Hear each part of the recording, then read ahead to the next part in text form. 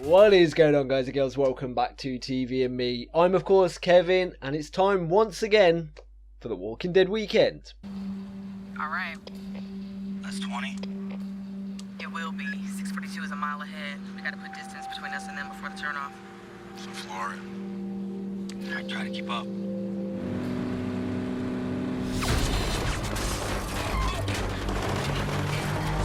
This must be more wolves, right? Oh, hang on, it can't be the wolves, can it? Because the wolves didn't have guns.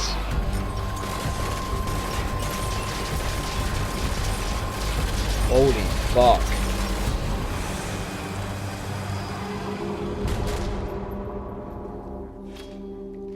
Leave it. Just gonna give it a last little polish. What the hell you got to grin about? We won, darling.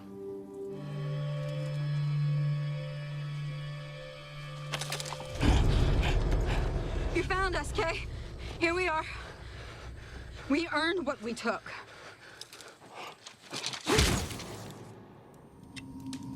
Just another soldier from one of the outposts. So I'm guessing these people are running away from the people that were shooting at Daryl, Sasha and Abraham. And they think Daryl is one of the people that were shooting. We don't need you falling down. Drink. You saw where we left the truck? Mm-hmm. We opened the valve and drove all the way in from Farmview Road. Ran from the tree line till we got to the pavement. Lit up a matchbook from the Sweetwater and dropped it in on the trail. And we just ran for the car. Jeez. Got in and the dead ones were there. They're beating on the hood and then boom. You did all this? It was right at the start. Everything stopped. The TV, the radio. We were here. The forest was full of them. And the other ones in town, they were drawn to it. They just walked right into the flames. Y'all don't think you're being stupid right now?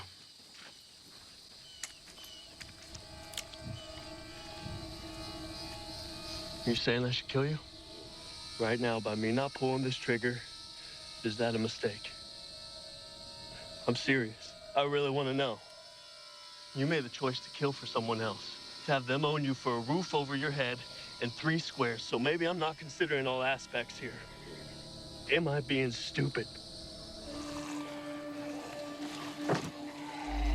That's a lot of fuel. That could be a big bang. Even if just you guys went back now, if you just told them that it was me, we'll find a way. Look, maybe we don't get as far. Hey, Hey, baby sister, look at me. Hey, stop! Please.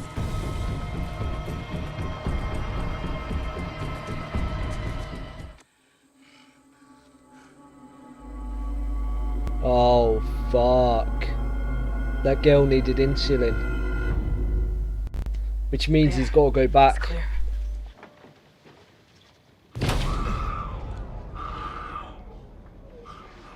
How come Gorgeous over here is still standing? He can't get out. It's locked. We're fine. For now, until someone smashes the glass. I was driving that car solo until you chose to come with. I didn't have a choice there. Tell me why. You going stag was not an option. Tell me why. Suicide watch. Patrol for a good while there. Mm-hmm. Just about took my arm off on the road to paradise. You remember that? I'm in control now. Me too. That's why you want to kill that walker. The one down the street. The guys in the car. Because you're in control. Because loose ends make my ass itch. You don't have to throw yourself out of a moving car to feel like you're calling the ball. That's easy. You jump out of an airplane, you don't have choices after that. Maybe you play some chicken with the ground, but you pull the ripcord, you live. But if you have a roof over your head, you have food, you have walls, you have choices. And without walkers and bullets and shit hitting the fan, you're accountable for them. I mean, hell, you're always accountable. It's just with all that other noise. You know people won't notice.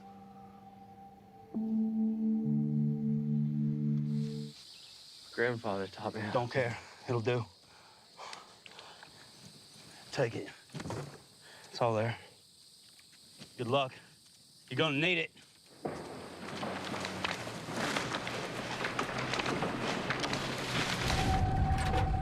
So those must be the people that were shooting before and the people that are after these guys. We earned what we took. You're gonna return what you took. You're gonna pay for the gas it took to come out here, for all the time these men took out. We're not going back, Wade. We're done kneeling. Well, change the subject, asshole. That way. Go, go, go, go. Get up. Hey. Take it.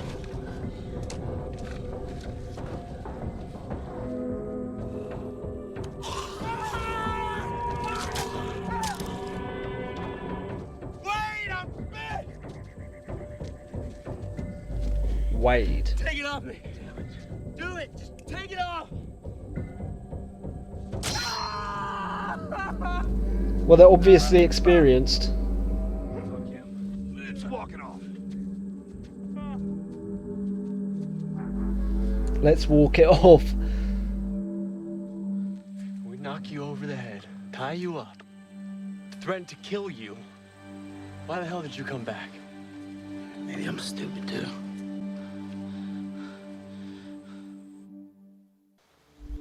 Or maybe he's got a heart.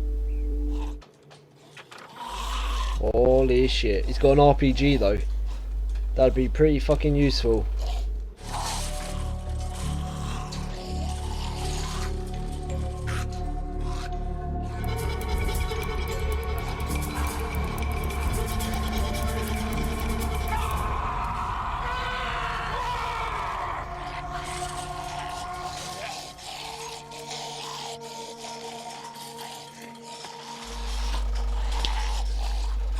Sasha's words ringing true.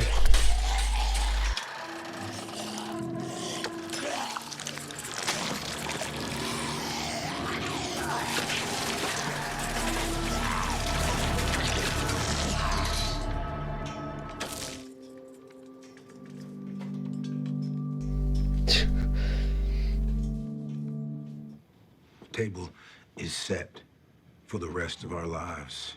And I hope those years to be long and fruitful. I see that time before me. That hadn't occurred to me before. Been kind of living check to check on that point. I like the way you call bullshit, Sasha. I believe I'd like to get to know you a whole lot better.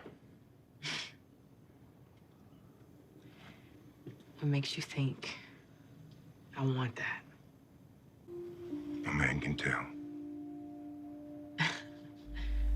Shacking Hagar over here. Well, Don't think Rosita would be too pleased about that. I thought those two were an item. I did this. We did this. Oh, fuck.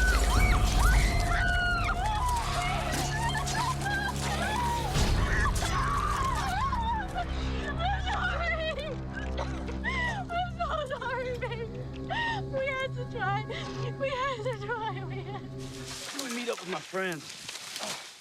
I got a car. You can ride with them. How many friends you say there were? Oh, I didn't.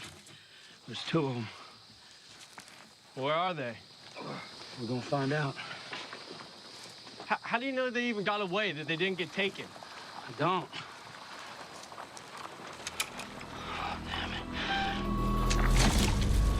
Seriously? Give her the crossbow. You gonna kneel?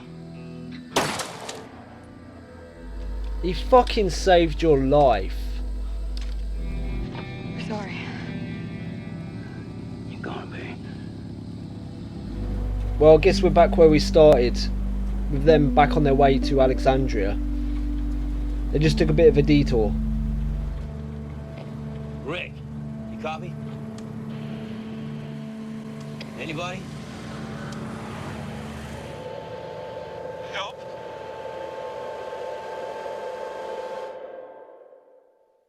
So there we have it, episodes 5 and 6, and 2 episodes where not really that much happened. The first episode, episode 5, was all about Alexandria dealing with not only the aftermath of the wolves attack, but it was also dealing with the walkers now surrounding them. And I think that's the big thing to come out of that episode, is the fact that they're now surrounded. They're pretty much in a siege situation where they're going to have to manage their resources like food and water, and they're going to have to make sure that their walls stay standing, because if they fall, it's game over. But I think they'll be okay, or at least I hope they'll be okay. There's a few characters in there which I'm pretty worried about at the moment. A few of the Alexandrians, or actually most of the Alexandrians, all the non-name Alexandrians, I call them, the people who you see now and again, but they don't really have any backstory. You only really get an odd line from them now and again, but you recognise their face. A lot of those characters I'm worried about, especially the ones that were looting the pantry. And also I'm worried about Spencer. Now, I did say in the reaction that I like Spencer, and in that moment where he stopped the people from raiding the pantry, I did like him. That was a really good move by him. And even we saw a second later Deanna look at him and she looked proud. But unfortunately, that fell apart when, not a few scenes later, we saw Spencer in the kitchen drunk. He was drinking, and he'd obviously, or Deanna pointed out, that he had raided the pantry himself. So I'm guessing that means he's giving up. He doesn't really believe that they're going to survive and they need to ration his foods. He just wanted to give the appearance that everything is okay, so he can go about taking what he wants and he doesn't have to compete with other people taking stuff from the pantry. At least that's how I took it. I could be wrong, so if I am, remember you can put it in the comment section below and clear it up for me. But Spencer is a weird one. I feel like he's a character that could be a character that could be strong, that could survive, but I don't know. There's something off about him that I don't like. I'm hoping that maybe with the right guidance from maybe Michonne or Rick or someone, or even his own mum, Deanna, he can learn the errors of his own ways and maybe become a strong person, and maybe even eventually become a leader, like of the people of Alexandria, taking over from Deanna. Because speaking of going a bit crazy and overboard, Deanna in this episode, or the previous episode rather, was very much the same way. We saw her a few times sort of do that zone out thing, very much like when, or just before, Nicholas shot himself, where he hears this high pitched ringing and he's sort of not really focused on anything. Deanna had a few moments like that in the previous episode, and I was starting to get worried that maybe she was just breaking down and panicking. But when that walker approached her, the one that came from under the house, she dealt with it. She started stabbing him, even though she didn't do the right thing. She kept stabbing him in the stomach when she should have stabbed him in the head.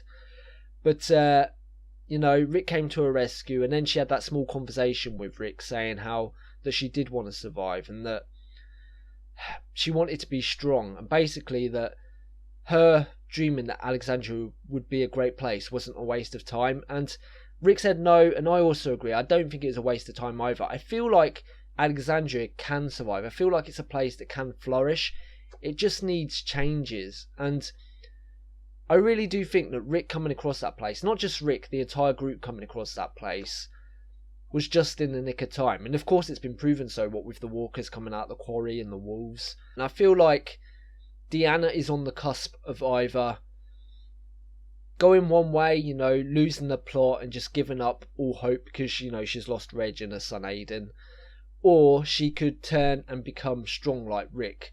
And become, I don't think, I'm not sure. I don't know if she could be a leader again. Because every time Rick brings up being a leader, she always says, no, Rick, you need to be the leader. So somebody who's like that is maybe giving up those leadership roles. She's got no aspirations to be a leader again. But again, like Spencer, her and Spencer, I'm a little unsure of. I don't know which way it's going to go. I also want to talk about Jessie. Again, we saw her kill a walker up close with a knife, proving that she is capable of surviving. She dealt with a wolf. She's dealt with a walker. She's had no issues. She's been calm and she's dealt with the problem. So I think if she was eventually, or if Alexandria, God forbid, fell, then I think that she could survive beyond the walls, whereas a lot of Alexandrians have yet to prove that, including Deanna, including Spencer. Whereas Jessie, I think she's very capable of doing that. Staying on the topic of Jessie as well, it was also really cool to see her finally hook up with Rick. Now, I know it could be construed as weird, but I feel the Walking Dead world is weird. I mean, I do think Jessie's son is going to have a problem with it. The one that approached Rick to teach him to shoot, but there was a moment in that episode where Rick was speaking, it was where Rick was speaking at the beginning, and it sort of focused in on that kid, and I'm sorry, I can't remember his name, the oldest son of Jessie. I can't remember his name right now, but there was a scene where Rick was speaking and he pulled a knife out. Well, he sort of half pulled it out or put his hand on it, and he looked at Carl like he wanted to kill Carl. Maybe because he's Rick's son and Rick killed his dad. But later on in the episode, he asked Rick to teach him to shoot, and he said to protect his mother and his brother. And I don't know if that was some sort of underhanded way of saying to protect his mother and his brother from Rick, from you. And maybe he's getting Rick to teach him to shoot just so he can shoot Rick. Which, I really wouldn't put it past this kid. He seems like he is conniving. It seems like he's trying to do something nefarious. There was a scene in a previous episode where he was watching as Deanna and Rick was speaking about burying Pete beyond the wall, and he didn't look happy. He looked like he was going to do something bad, and maybe he is working on a plan to get rid of Rick, or if not Rick, get rid of Carl, and I really don't like that. Also, that episode, it pretty much mainly focused on Maggie and Aaron, and how they both carried some guilt. Aaron because, his photos led to the Wolves finding Alexandria, and Maggie because she chose not to go with Glenn, or even Glenn told Maggie not to go with him, and she agreed, which I feel like was the right thing. Maggie should hold no guilt for that. Glenn is just, looking out for her. He didn't want her to go out, and to be honest, she didn't need to go out. So I hold no blame to Maggie, and I don't even hold any blame to Aaron. He's holding that guilt because his backpack led to all the trouble, but it was just a shitty set of circumstances which you have no control over. So I hold no blame towards them two, and this episode, like I say, was them coming to terms with that. And it was good to see Maggie sort of, I hesitate to say let go, but she did let go in a way. She's still on the fence, she's watching for Glenn's signal, but she's sort of coming to terms with the fact that she needs to sit tight and she can't go out looking for him like she did before after the prison. She needs to be more careful, and I think maybe something which contributes to her thinking that, and I talked about it in the mini review on that episode, but Aaron hinted that Maggie might be pregnant. I'm still not 100% sure if that's what he meant, but if that is the case, I'll say it again, but that would be so tragic and so devastating, because one, Glenn is never going to see his kid. I don't know if he knew. Maybe he knew.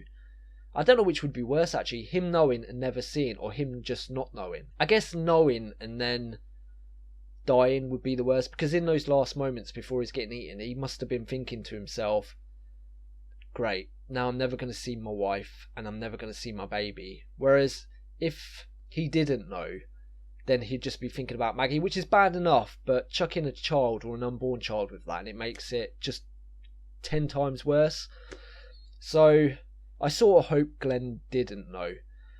But oh god, if it does turn out to be Maggie's pregnant, I can't guarantee there's not going to be tears from me. There is a little bit of positivity in Maggie being pregnant, though. Well, quite a bit. Maggie will have a child, but it will be Glenn's child. Glenn will still live on in some way. Even if we don't have Glenn anymore, R.I.P., at least we'll have a little bit of him in the child. But moving away from that episode, jumping into the next one, it was pretty much just following Daryl, Sasha and Abraham on their way back from dropping the walkers off 20 miles away. And of course things didn't go to plan. They didn't get back to Alexandria. They were attacked by a new group, I believe. I don't believe they're wolves because they were using guns, and we know the wolves didn't have guns until, Morgan let them run out and one of them picked a gun up. But they don't have guns, and this new group is run by or led by somebody named Wade. At least that's what I believe, because when they were talking in the woods, it came across that he was the leader. And from these new people we met, I think her name's either Dana or Tina, the one that died. I heard them say it a few times, but I wasn't too sure what they were saying, Dana or Tina. But it doesn't matter because she's dead anyway. But we met her, and we also met these other two characters, and I can't remember their names either. But you know what? I'm going to call them Bonnie and Clyde, because they stabbed Daryl in the back right at the end there. And I think Bonnie and Clyde is a pretty fitting pair of names for them both. We learned a bit about where they were staying, and that this place they are staying, they're given meals every day, but it seems like they had to do something in return for those meals, maybe work. And it got me thinking, is the place where this Wade is from and this group is from, is it just like the hospital, where you do a certain amount of jobs, or you do certain jobs, and for that you earn food, you earn a house, you earn, some sort of shelter and protection. But with that, is it like the hospital as well, in terms of maybe the women are being given out as objects, for these men to use so they stick around? I'm not 100% sure on that. I need to learn more about these people and what they do, but I think it's pretty obvious at this point that they're probably not good people. On the other hand, I feel like this Bonnie and Clyde couple aren't bad people. Even though I didn't like what they did to Daryl at the end and turning on him and nicking his motorcycle, I still feel like their actions in the episode outspoke their bad actions, if that makes sense. They were helping that young girl, even though she died later on. They were helping her find someone she loved, I think, or someone she knew. And even when they did turn their guns on Daryl, the woman apologised as they drove off, and she also, offered him bandages for his wounds. So it seems like they got good intentions. It's just that maybe they've got somewhere they need to be, and they felt like, because Daryl said he was going to go back and find his friends, and he was heading back to that town where they did not want to go, they felt like they had to take that action. And unfortunately it left Daryl stranded, but luckily he found a truck hidden in some bushes, which was really convenient. But I'll take happy coincidences any day of the week. And he managed to get to Sasha and Abraham, pick them up, and now they're back on their way back to Alexandria. I will say though, at the end there, we heard like a crackle on the radio when Daryl was calling out if anybody was there. And to me, it sounded like the person on the radio said help. Now, the only people we know that have got radios are Wade's people, because in that episode, Daryl was picking up, speaking between them. He was hearing their chatter over the radio. And we know Rick's got a radio. So where that help is coming from, I'm not too sure. Unless that Bonnie and Clyde couple have been caught again. And maybe they've got to one of Wade's radios and are asking for help. Maybe Daryl will go back and help him. I don't know. Or it might be coming from Rick's end, but Rick wouldn't be saying help over the radio. If Daryl called out for Rick on the radio, Rick would have just responded. But the only other person I know that had a radio was Glenn. And I thought about it at the end of the episode, but I'm about 99% sure he died. I did question it when it first happened. Did Nicholas fall on top of Glenn? But I went back and watched it, and I saw a grey t-shirt. I looked at their t-shirt colours, and there was a grey t-shirt that was being worn when they were tearing at flesh. And I'm just wondering now if there's any way I could have made a mistake. I don't think so, because I watched it like twice. So there's no way it could be Glenn calling for help. If it was, holy shit. But I don't want to give myself false hope. You're probably sitting there laughing at me right now like, you idiot. But I'm going to hope that the 1% it is Glenn. But my bet is that it's something to do with this Wade character in his group. Finally, let's talk about Sasha and Abraham and how they're both pretty damaged at this point. But then again, I think everybody in The Walking Dead is damaged at this point. It's just degrees of how much they're damaged. I just think like Sasha and Abraham are having a particularly bad time of it at the moment. Sasha, of course, because she lost Bob and Tyrese so close together, and Abraham because he sort of lost his will to live. I suppose his will, but also his reason to live. You know, Eugene was his reason. That was his mission. That was why he had to survive. Whereas now, or after, he doesn't really have a reason anymore. So he's being very reckless. And I think Abraham said it best in this episode. He'd been living paycheck to paycheck. He didn't really want to think about his choices. He didn't really want to think about where his future lay.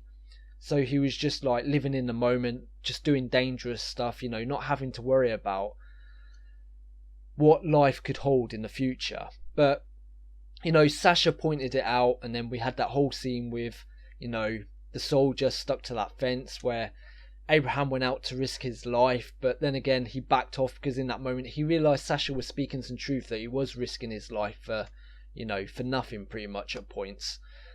And he backed off, the walker fell down, and then the RPG was just sitting there, which he went out there for the first place in. So it's sort of like this visual metaphor. But Abraham came round eventually, and you know, he saw that there was a future for himself, and hopefully that's the end of this whole arc of Abraham being a bit depressed, you know, turning into a bit of an alcoholic.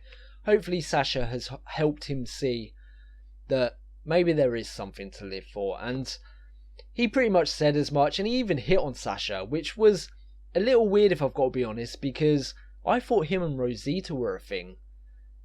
I don't know, maybe I'm wrong, maybe that was just a fling, but I don't want things to get awkward between all of them, because, yeah, they're team fam, and I don't want arguments in between them. I've always said that. I don't want a civil war.